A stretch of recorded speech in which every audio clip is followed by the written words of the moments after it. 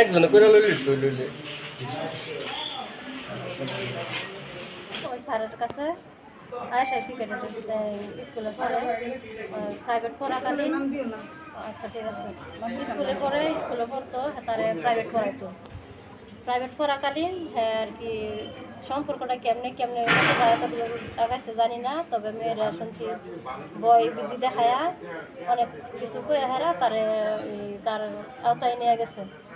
এক পর্যায়ে একদিন বলে পরীক্ষার খাতা কাটার লাগে, বলে বই নেওয়ার লাগে, তা তো আমি জানি না। ওই খাতার কাটার লাগে বই নিয়েছেন, বই নেওয়ার পরে বলছে যে তোমার বইটা তো আমার কাছে রয়ে গেছে বাসার মধ্যে। হ্যাঁ একটা প্রতিষ্ঠান খুলছে মাদ্রাসা, ওই মাদ্রাসার মধ্যে আমার বইটা রাখা আছে আমার রুমে, তোমার ম্যাডামরে গিয়া বলো বইটা দিয়ে দিবে।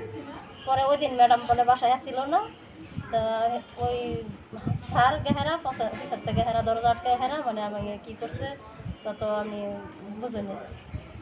আর একটা খারাপ ভিডিও বানাইছে, ভিডিওর ভয় দেখায় পরবর্তীতে আরেকদিনও মানে তারে ওই মাদ্রাসার মধ্যে নেওয়া হয়েছে, নেহারা ওই ইয়া করছে।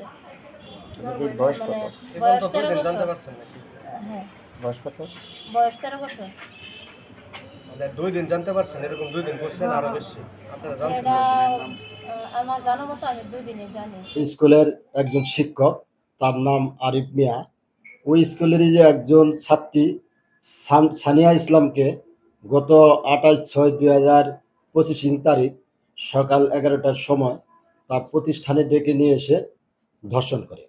উক্ত ধর্ষণের পরিপ্রেক্ষিতে ভিকটিমের দাদা থানায় এসে অভিযোগ দায়ের করিলে উক্ত অভিযোগের প্রেক্ষিতে আমরা বিভিন্ন স্থানে অভিযান করিয়া ওই আরিফ মিয়াকে গ্রেপ্তার করি, তাকে থানায় নিয়ে আসা হয়। তার বিরুদ্ধে নারী ও শিশু নির্যাতন দমন আইনে একটি মামলা রুজু করা হয়েছে, তাকে বিজ্ঞ আদালতে সুবদ্ধ করা হয়েছে।